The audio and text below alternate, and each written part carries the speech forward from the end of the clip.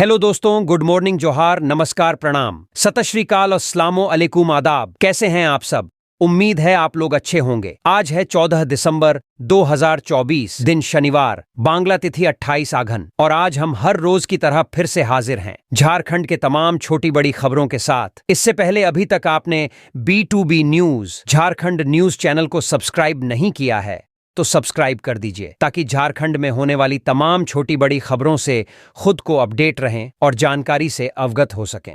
तो चलिए बात करते हैं आज के तमाम छोटी बड़ी खबरों पर नजर डालते हैं। मैया सम्मान योजना का नया अपडेट। हेमंत सोरेन इस दिन भेजेंगे 2500 रुपए। झारखंड के मुख्यमंत्री हेमंत सोरेन की महत्वाकांक्षी मैया सम्मान योजना को लेकर नया अपडेट सामने आया है।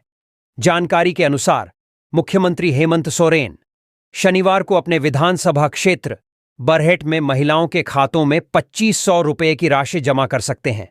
हेमंत सोरेन सबसे पहले बरहेट के भोगनाडीह जाएंगे, जहां वह वीर शहीद सिदो, कान्हो, चांद, भैरव, फूलो, जानों की प्रतिमा पर माल्यार्पण करने के बाद जनसभा को संबोधित करेंगे। इस दौरान मैया सम्मान योजना की 5वीं किस्त के रूप में महिलाओं के खातों में 2500 रुपए डालने की संभावना जताई जा रही है। हालांकि इस संबंध में विभागीय पत्र अभी तक जारी नहीं किया गया है। गौरतलब है कि इस महीने महिलाओं के खाते में राशि आने में देरी हो रही है। मैया सम्मान योजना के तहत इस बार 6,390 करोड़ 55 लाख रुपये का बजट आवंटित किया गया है, जिसके बाद यह उम्मीद जताई जा रही है कि मुख्यमंत्री हेमंत सोरेन अपने संताल दौरे के दौरान योजना की 5वीं किस्त जारी करेंगे। मैया सम्मान योजना के लिए उमड़ी महिलाओं की भीड़, यहां टोकन सिस्टम से हो रहा आवेदन। पूर्वी सिंहभूम जिले के जमशेदपुर प्रखंड सह अंचल कार्यालय में मुख्यमंत्री मैया सम्मान योजना के आवेदन और उसमें हुई गलतियों के सुधार के लिए टोकन सिस्टम की शुरुआत की गई है। इससे अब महिलाओं को आवेदन जमा करने और उसमें सुधार कराने में आसानी होगी। पहले जहां आवेदन लेने के लिए 2 काउंटर थे, वहीं अब काउंटर की संख्या बढ़ाकर 3 कर दी गई है। इसके अलावा भीड़ को नियंत्रित करने और व्यवस्थाएं बेहतर बनाने के लिए टोकन सिस्टम लागू किया गया है। इसके तहत महिलाओं को एक टोकन और तारीख दी जाएगी और वे निर्धारित तारीख पर आकर अपना आवेदन जमा कर सकेंगी। साथ ही किसी भी रूटी को सुधार भी सकती हैं। अंचल प्रशासन के अनुसार अब प्रत्येक काउंटर से प्रतिदिन 70 लोगों की रूटी सुधार की जाएगी और आवेदन जमा करने की सुविधा भी उपलब्ध होगी। जिला मुखिया संघ के अध्यक्ष पलटन मुर्मू ने कहा कि सैकड़ों महिलाएं आवेदन में हुई गलतियों को सुधारने और नए आवेदन जमा करने के लिए कार्यालय आ रही थीं। इससे पहले भीड़ की वजह से कई महिलाएं बिना काम किए लौट जाती थीं, लेकिन अब इस नए सिस्टम से उन्हें राहत मिलेगी। चुनाव से पहले राशि बांटी, अब महिलाओं से वसूली की तैयारी। बाबूलाल मरांडी। बीजेपी प्रदेश अध्यक्ष बाबूलाल मरांडी ने एक बार फिर राज्य सरकार और मुख्यमंत्री हेमंत सोरेन पर तीखा हमला बोला है। बाबूलाल मरांडी ने सोशल मीडिया प्लेटफॉर्म एक्स पर पोस्ट करते हुए आरोप लगाया कि मुख्यमंत्री बनने के बाद हेमंत सोरेन की नीयत बदल गई है। मरांडी ने कहा कि चुनाव के समय महिलाओं को लुभाने के लिए मैया सम्मान योजना के तहत 2500 रुपये मासिक सहायता देने का वादा करने वाली सरकार अब महिलाओं से इस योजना की राशि वसूलने की तैयारी कर रही है। उन्होंने दावा किया कि सरकारी विभागों को विशेष निर्देश दिए जा रहे हैं कि योजना का लाभ उठाने वाली महिलाओं का नाम छांटकर लाभार्थियों की संख्या सीमित की जाए। मरांडी ने आगे कहा कि लाभुक सत्यापन के नाम पर सरकार महिलाओं को इस योजना से वंचित करने की कोशिश कर रही है। उन्होंने हेमंत सरकार पर नई शर्तें थोपने का आरोप लगाते हुए कहा कि सरकार बिना जांच के पैसा देने वाले अधिकारियों पर कार्रवाई करे, न कि लाभुक महिलाओं पर। मरांडी ने स्पष्ट रूप से कहा कि बीजेपी इस वसूली के खिलाफ खड़ी रहेगी और महिलाओं को उनके हक से वंचित नहीं होने देगी। उन्होंने हेमंत सरकार पर चुनाव से पहले बड़े बड़े वादे करने और सत्ता में आने के बाद जनता को धोखा देने का आरोप लगाया। बाबूलाल मरांडी ने कहा कि बीजेपी महिलाओं के साथ खड़ी है और मैया सम्मान योजना के तहत दी गई राशि की वसूली किसी भी हालत में नहीं होने दी जाएगी। उन्होंने चेतावनी दी कि सरकार अपने फैसले पर पुनर्विचार करे, अन्यथा बीजेपी इसका जोरदार विरोध करेगी। भ्रम फैलाने के बजाय भाजपा पूरे देश में मैया योजना को लागू करवाए। दीपिका पांडेय सिंह। देवघर। सूबे की ग्रामीण विकास मंत्री दीपिका पांडेय सिंह शुक्रवार शाम को देवघर पहुंची। परिसदन में पत्रकारों से बात करते हुए मंत्री ने कहा कि राज्य में अबुआ सरकार बनी है। झारखंड के आदिवासी मूलवासियों ने मिलकर इस सरकार को दोबारा प्रचंड बहुमत के साथ जिताया है। सरकार ने अपनी मंशा राज्यपाल के अभिभाषण के दौरान ही साफ कर दिया है। पिछले 5 साल तक हम लोग जनता की सेवा में लगे और जनहित की नीतियां बनी और आगे भी हम लोग झारखंड की जनता के हित में काम करेंगे। इस रोड मैप पहले ही तैयार कर लिया गया है। जनता के हितों की रक्षा करते हुए सरकार कोई भी फैसला लेगा। सीएम ने पहले कैबिनेट की बैठक में ही सभी मंत्रियों को निर्देश दिया था कि 2 माह के भीतर सभी जिलों का भ्रमण करे और वहां के विकास कार्य की समीक्षा कर रिपोर्ट दे, ताकि आगे 5 साल में होने वाले काम को बेहतर दिशा दिया जा सके। मैया सम्मान योजना को लेकर भाजपा भ्रामक सूचनाएं फैला रही है, लेकिन इससे कोई फर्क पड़ने वाला है। भ्रामक सूचनाएं फैलाने के कारण भाजपा ने हम लोगों को 56 सीट दिलवा दी। इस तरह का भ्रम फैलाने के बजाय भाजपा को चाहिए कि अपने प्रधानमंत्री नरेंद्र मोदी जी से कहकर पूरे देश की महिलाओं को मैया सम्मान योजना से जोड़ने का काम करे। इससे पूर्व मंत्री के देवघर आगमन पर कांग्रेस नेता अवधेश प्रजापति, दिनेश आनंद झा, जिला 20 सूत्री उपाध्यक्ष डॉक्टर मुन्नम संजय, दिनेश मंडल ने उनका सर्किट हाउस में स्वागत किया। मंत्री ने ग्रामीण विकास विभाग के अधिकारियों के साथ समीक्षा बैठक भी की। मुख्यमंत्री हेमंत सोरेन पत्नी कल्पना के साथ पहुंचे देवघर। बाबा बैद्यनाथ की पूजा अर्चना कर झारखंड वासियों के कल्याण की कामना की। झारखंड के मुख्यमंत्री बनने के बाद हेमंत सोरेन शुक्रवार को देवघर पहुंचे। उनके साथ गांडेय की विधायक कल्पना सोरेन भी थी। मुख्यमंत्री के पुश्तैनी पुरोहित झारखंडी पंडा ने विधि विधान पूर्वक मंत्रोच्चार के साथ कामना लिंग की पूजा अर्चना कराई। मुख्यमंत्री ने झारखंड वासियों के कल्याण की कामना की। वैदिकों की टोली ने मुख्यमंत्री और उनकी पत्नी को षोडशोपचार विधि से पूजा करवाई। मुख्यमंत्री और कल्पना सोरेन ने बाबा बैद्यनाथ के अलावा माता पार्वती समेत अन्य मंदिरों में भी माथा टेका। मुख्यमंत्री के साथ झारखंड मुक्ति मोर्चा के नेता अजय नारायण मिश्रा, सूरज मिश्रा, प्रकाश नरौने, कांग्रेस नेता रविंद्र मिश्रा उर्फ दद्दू, पंडा धर्मरक्षिणी सभा के महामंत्री निर्मल झा, अरुणानंद झा, चंद्रशेखर खवाड़े, संजय मिश्रा, देवघर के डीसी विशाल सागर मौजूद थे। इससे पहले मुख्यमंत्री विशेष विमान से रांची से देवघर पहुंचे। देवघर एयरपोर्ट पर झामुमो नेताओं ने उनका जोरदार स्वागत किया। देवघर से पूजा अर्चना करने के बाद मुख्यमंत्री सपरिवार बासुकीनाथ के लिए रवाना हो गए। पलामू में जहरीली शराब पीने से 6 युवाओं की जान गई। पुलिस की नाक के नीचे अवैध कारोबार का सिलसिला जारी। पलामू के छतरपुर में अवैध रूप से जहरीली शराब बेची जा रही है।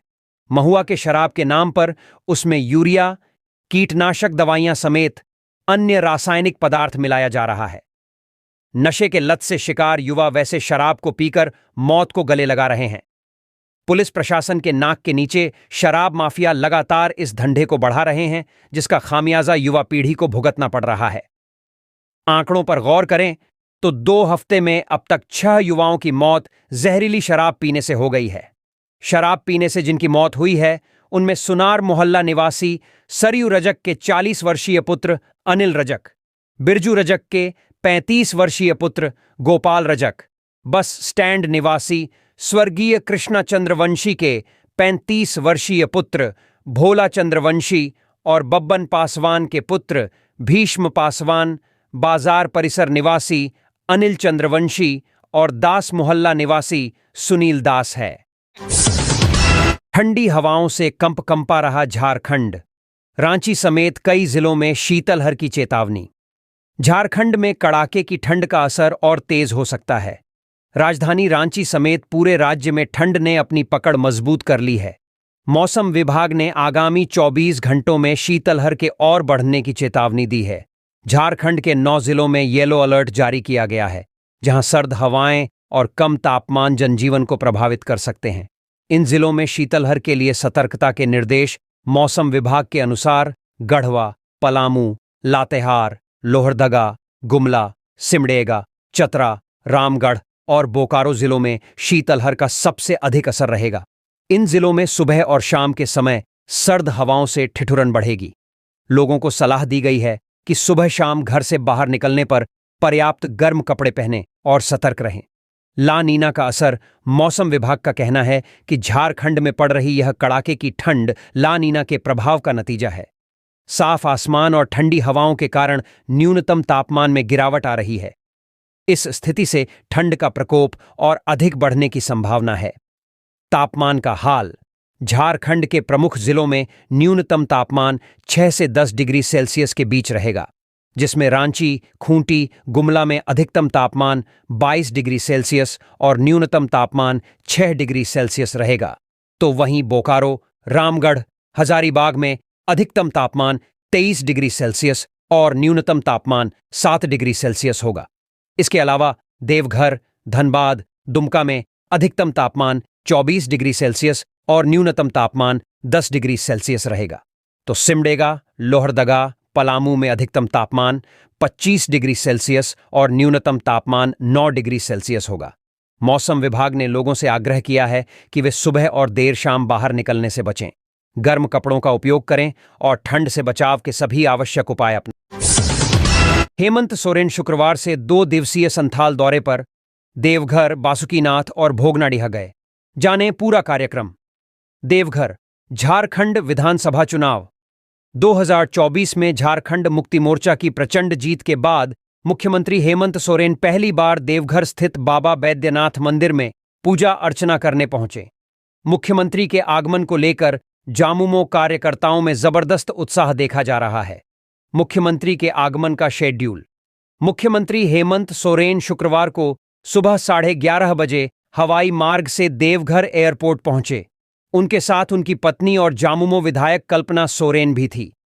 देवघर एयरपोर्ट पर जामुमो कार्यकर्ता मुख्यमंत्री का भव्य स्वागत किया गया। इसके बाद मुख्यमंत्री बाबा बैद्यनाथ मंदिर में पूजा अर्चना की। पूजा के बाद वे सर्किट हाउस पहुंचे, जहां देवघर, मधुपुर और सारठ विधानसभा क्षेत्र के कार्यकर्ताओं से मुलाकात की। कार्यकर्ताओं के साथ करीब 1 घंटे तक चर्चा करने के बाद मुख्यमंत्री बासुकीनाथ मंदिर के लिए रवाना हुए। नक्सल इलाका का आईजी अखिलेश झा ने किया द्वारा पब्लिक से हुए मुखातिब ऑफ बच्चों को शिक्षा में बेहतर करने के लिए किए प्रेरित। नक्सल इलाकों में पब्लिक और बच्चों से रूबरू होने आईजी अखिलेश झा सेरेंगदा, गोइलकेरा और सोनुआ पहुंचे। आईजी अखिलेश झा के साथ डीआईजी मनोज रतन चौथे, डीसी और एसपी आशुतोष शेखर ने आम जनता को जंगल में हो रही परेशानी को लेकर बातचीत की। वहीं नक्सलियों की सूचना होने पर तत्काल पुलिस, स्थानीय थाना और वरीय अधिकारी को सूचना देने के लिए आग्रह किया है। आईजी अखिलेश झा ने कहा कि ग्रामीण कानून को अपने हाथ में न लें। ग्रामीणों द्वारा जंगल में चलाए जा रहे अभियान पर आईजी ने नक्सलियों को पकड़कर पुलिस को सौंपने का आग्रह किए है। वहीं स्कूली बच्चों को शिक्षा के क्षेत्र में बेहतर करने की जानकारी दिए है और सरकार के स्तर पर शिक्षा को लेकर चल रहे योजना का ज्यादा से ज्यादा फायदा उठाने को लेकर जागरूक किए हैं। मलेशिया में जूनियर महिला एशिया कप में भारत का हिस्सा बनेंगी धनबाद की क्रिकेटर आनंदिता किशोर। धनबाद की उभरती क्रिकेटर आनंदिता किशोर का भारतीय अंडर 19 महिला क्रिकेट टीम में चयन हुआ है। आनंदिता 15 दिसंबर से मलेशिया के कुआलालंपुर में होने वाले पहले जूनियर महिला एशिया कप टूर्नामेंट में भारत का प्रतिनिधित्व करेंगी। भारतीय टीम को एशिया कप के लिए ग्रुप ए में रखा गया है, जिसमें भारत के साथ पाकिस्तान और नेपाल की टीमें शामिल हैं। ग्रुप बी में बांग्लादेश, मलेशिया और श्रीलंका की टीमें होंगी। भारतीय टीम अपना पहला मैच 15 दिसंबर को पाकिस्तान के खिलाफ खेलेगी, जबकि दूसरा मुकाबला 17 दिसंबर को नेपाल से होगा। टूर्नामेंट का फाइनल मुकाबला 22 दिसंबर को खेला जाएगा। आनंदिता का क्रिकेट सफर। 17 मार्च 2006 को धनबाद में जन्मी आनंदिता किशोर एक ऑलराउंडर खिलाड़ी हैं। अब तक उन्होंने 55 मैचों में 1371 रन बनाए हैं, जिसमें उनका सर्वोच्च स्कोर नाबाद 135 रन है। गेंदबाजी में भी उनका प्रदर्शन शानदार रहा है। उन्होंने 55 मैचों में 37 विकेट चटकाए हैं। जिसमें उनका सर्वश्रेष्ठ प्रदर्शन 15 रन देकर 3 विकेट है। विधानसभा चुनाव में बेहतर कार्य करने पर पाकुड़ एसपी ने पुलिस अधिकारियों और जवानों को किया सम्मानित। पाकुड़। पिछले महीने हुए विधानसभा चुनाव में जिले के पुलिस पदाधिकारियों और जवानों ने महत्वपूर्ण भूमिका निभाई थी। इस अवसर पर जिले के एसपी प्रभात कुमार ने पुलिस कार्यालय में एक सम्मान समारोह का आयोजन किया, जिसमें चुनाव को निष्पक्ष और शांतिपूर्ण तरीके से संपन्न कराने में योगदान देने वाले पुलिस अधिकारियों और जवानों को प्रशस्ति पत्र प्रदान किया। एसपी प्रभात कुमार ने सभी सम्मानित पुलिसकर्मियों को धन्यवाद देते हुए कहा कि उनका कार्य सराहनीय था। उन्होंने कहा कि भविष्य में भी ऐसे ही कार्य करते हुए विभाग और समाज में अपनी सकारात्मक छवि बनाए रखें। उन्होंने सभी को एकजुट होकर काम करने के लिए प्रेरित किया और उनके मनोबल को बढ़ाया। समारोह में अनुमंडल पुलिस पदाधिकारी दयानंद आजाद, विजय कुमार, मुख्यालय डीएसपी जितेंद्र कुमार, अजय आर्यन, पुलिस निरीक्षक अनूप रोशन भेंगरा, हरिदेव प्रसाद, थानाध्यक्ष रंजन कुमार, सन्नी सुप्रभात, विवेक कुमार, नवीन कुमार सहित कई थाना और ओपी के प्रभारी, पुलिस अवर निरीक्षक, सहायक अवर निरीक्षक, रीडर, सार्जेंट मेजर और अन्य जवानों को सम्मानित किया गया। बाबूलाल मरांडी ने जेएसएससी सीजीएल परीक्षा गड़बड़ी की सीबीआई जांच की उठाई मांग। झारखंड में जेएसएससी सीजीएल परीक्षा में कथित गड़बड़ी को लेकर छात्रों का विरोध लगातार जारी है। छात्रों ने विरोध स्वरूप मार्च निकाला और परीक्षा रद्द करने की मांग की। इस बीच बीजेपी प्रदेश अध्यक्ष बाबूलाल मरांडी ने एक बयान जारी किया, जिसमें उन्होंने आरोप लगाया कि परीक्षा बंगाल की किसी एजेंसी द्वारा निष्पादित कराई गई थी। मरांडी ने कहा कि बंगाल में शिक्षक बहाली के दौरान भी धांधली का मामला सामने आया था और कई लोग अब भी जेल में हैं। बीजेपी प्रदेश अध्यक्ष ने आरोप लगाया कि सीजीएल परीक्षा में हुई गड़बड़ी के पर्याप्त सबूत अभ्यर्थियों के पास हैं। उन्होंने सोशल मीडिया पर एक पोस्ट साझा करते हुए मुख्यमंत्री हेमंत सोरेन से आग्रह किया कि झारखंड के युवा न्याय की गुहार लगा रहे हैं। बाबूलाल मरांडी ने मुख्यमंत्री से अनुरोध किया कि जेएसएससी सीजीएल परीक्षा की जांच सीबीआई को सौंपकर छात्रों को न्याय दिलाया जाए और साजिश का खुलासा किया जाए। रांची के रिंची अस्पताल में प्रसूता की मौत के बाद परिजनों ने किया हंगामा और सड़क जाम। रांची के कटहल मोड़ स्थित रिंची अस्पताल में एक प्रसूता की मौत के बाद परिजनों और स्थानीय लोगों ने जमकर हंगामा किया। घटना की जानकारी मिलते ही पुलिस मौके पर पहुंची और स्थिति को नियंत्रण में लाने का प्रयास किया। मृतका के परिजनों ने कटहल मोड़ चौक को जाम कर दिया, जिससे इलाके में भारी तनाव का माहौल बन गया। पुलिस ने स्थिति को शांत करने की कोशिश की, लेकिन गुस्साए लोग अस्पताल प्रशासन के खिलाफ कार्रवाई की मांग कर रहे हैं। फिलहाल पुलिस और प्रशासन ने मामले की जांच शुरू कर दी है। गौ तस्करी के खिलाफ बड़ी कार्रवाई, 44 बैल जब्त, 3 गिरफ्तार। सरायकेला खरसावां जिले में गौ तस्करी की रोकथाम के लिए पुलिस ने एक बड़ी कार्रवाई की है। जिले के एसपी मुकेश कुमार लुणायल के निर्देश पर गठित विशेष कार्यबल एसटीएफ ने गुरुवार देर रात करीब 8 बजे कुचाई थाना क्षेत्र में तस्करी के लिए ले जाए जा रहे 44 बैल को पकड़ा। यह कार्रवाई पूरी तरह से गोपनीय तरीके से की गई, जिससे तस्करों को किसी प्रकार का अंदाजा नहीं हुआ। एसटीएफ ने कुचाई क्षेत्र में तस्करों के खिलाफ ऑपरेशन चलाया। हालांकि ऑपरेशन के बारे में क्षेत्रीय पुलिस को पहले से जानकारी नहीं थी। ऑपरेशन की सफलता के बाद एसटीएफ ने कुचाई थाना प्रभारी को सूचित किया और पकड़े गए बैल को पुलिस के हवाले कर दिया। इन बैलों को तस्करी के लिए दूसरी जगहों पर ले जाया जा रहा था, लेकिन पुलिस की तत्परता के कारण यह बड़ा खुलासा हुआ। इसके अलावा पुलिस ने 3 तस्करों को भी गिरफ्तार किया है, जो बैल को लेकर जा रहे थे। तस्करों के खिलाफ विभिन्न धाराओं में मामला दर्ज कर लिया गया है। झारखंड हाईकोर्ट ने प्राइवेट सेक्टर में 75% आरक्षण कानून पर राज्य सरकार के फैसले पर लगाई रोक। झारखंड हाईकोर्ट ने राज्य सरकार द्वारा प्राइवेट सेक्टर की नौकरियों में स्थानीय युवाओं को 75% आरक्षण देने के कानून पर रोक लगा दी है। यह आदेश राज्य सरकार द्वारा 2021 में पारित किए गए झारखंड राज्य रोजगार अधिनियम 2021 को लेकर दिया गया था, जिसके तहत राज्य सरकार ने निजी कंपनियों से अपेक्षाएं की थीं कि वे 40,000 रुपये तक वेतन वाली नौकरियों में 75% स्थान स्थानीय युवाओं को दें। यह आदेश न्यायमूर्ति MS रामचंद्र राव और न्यायमूर्ति दीपक रोशन की खंडपीठ ने झारखंड लघु उद्योग संघ द्वारा दाखिल की गई याचिका पर सुनवाई करते हुए दिया।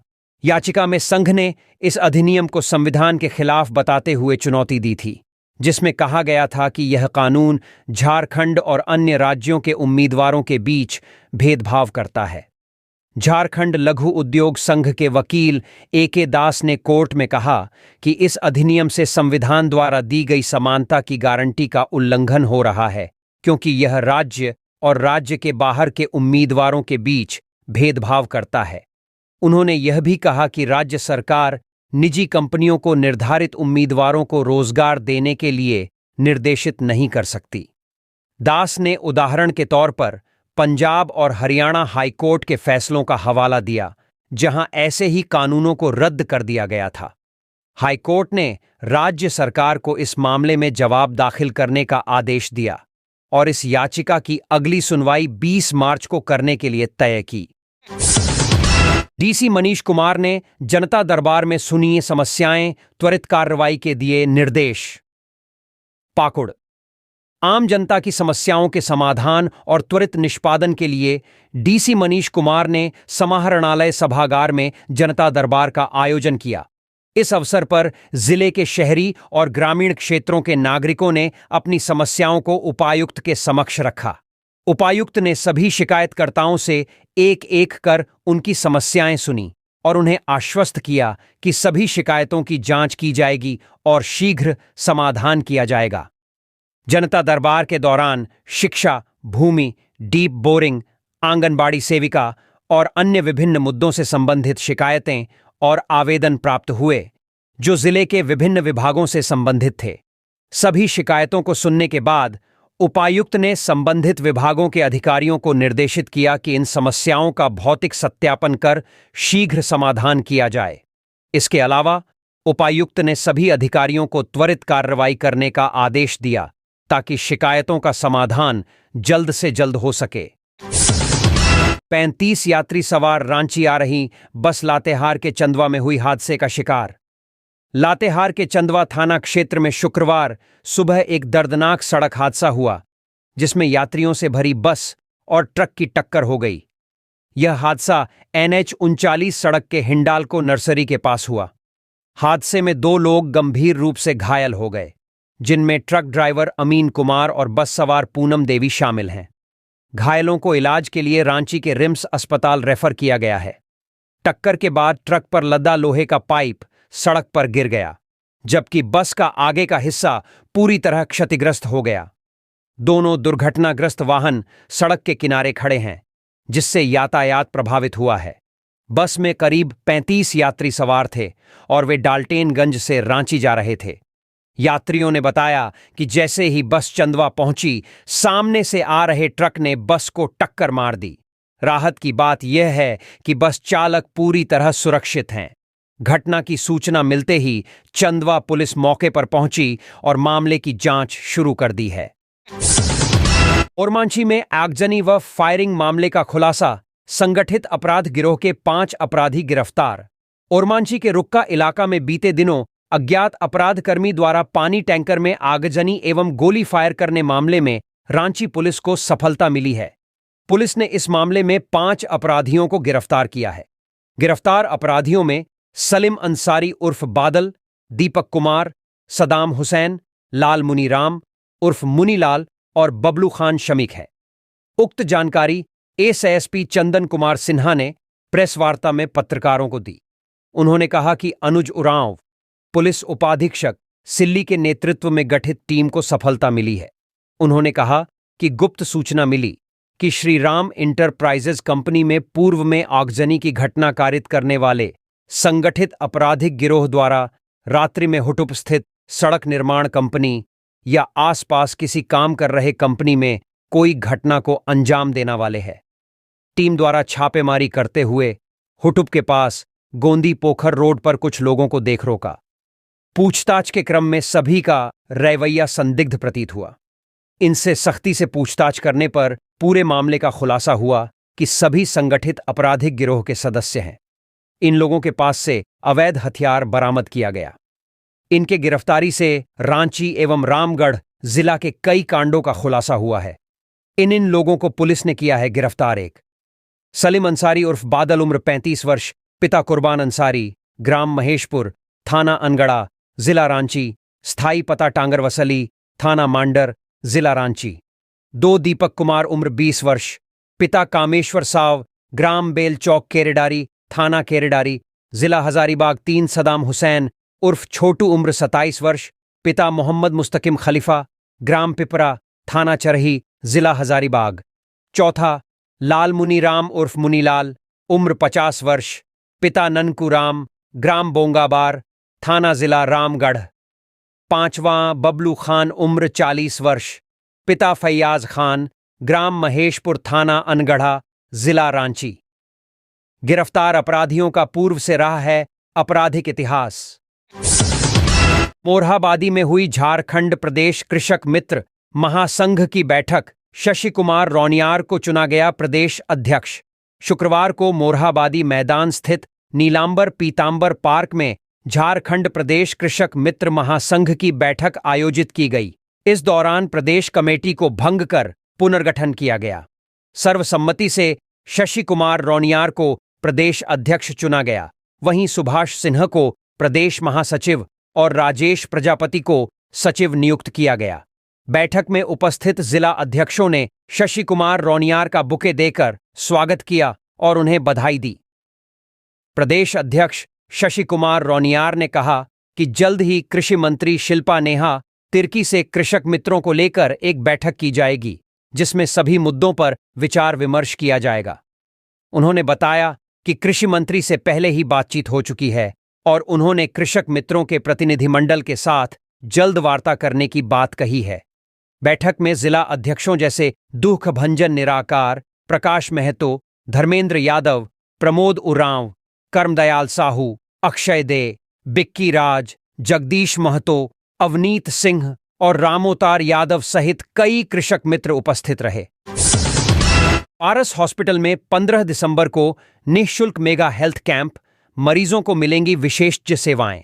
झारखंड की राजधानी रांची स्थित HEC के पारस हॉस्पिटल में 15 दिसंबर रविवार को एक निःशुल्क मेगा हेल्थ कैंप का आयोजन किया जाएगा। यह हेल्थ कैंप सुबह 10 बजे से दोपहर 2 बजे तक चलेगा, जहां मरीजों को विभिन्न स्वास्थ्य सेवाएं निःशुल्क प्रदान की जाएंगी। कैंप में BP, RBS, ECG, spirometry, BMT, diet and nutrition, doctors परामर्श, कटे होंठ और तालू के इलाज जैसी सेवाएं उपलब्ध होंगी। इस हेल्थ कैंप में general physician, cardiology, surgical oncology, nephrology, gastroenterology, general surgery, cardiac surgery, स्त्री रोग, डेंटल, हड्डी रोग, बाल चिकित्सा, ENT, neurology, neurosurgery, urology, medical oncology, dermatology, pulmonology जैसे विभिन्न विशेषज्ञ डॉक्टरों द्वारा निःशुल्क परामर्श दिया जाएगा। इसके अलावा लैब और रेडियोलॉजी पर 50% की छूट भी दी जाएगी। कैंप में भाग लेने के लिए मरीजों को पंजीकरण करवाना होगा, जो कि मोबाइल नंबर 7282010101 पर निःशुल्क किया जा सकता है। पारस हॉस्पिटल के मार्केटिंग हेड मानस लाभ ने बताया कि सर्दी के मौसम में heart, liver, kidney, brain stroke और ज्वाइंट पेन जैसी बीमारियों का खतरा बढ़ जाता है। इस निःशुल्क हेल्थ कैंप में इन सभी बीमारियों की जांच और परामर्श दिया जाएगा और उन्होंने सभी से इस अवसर का लाभ उठाने की अपील की।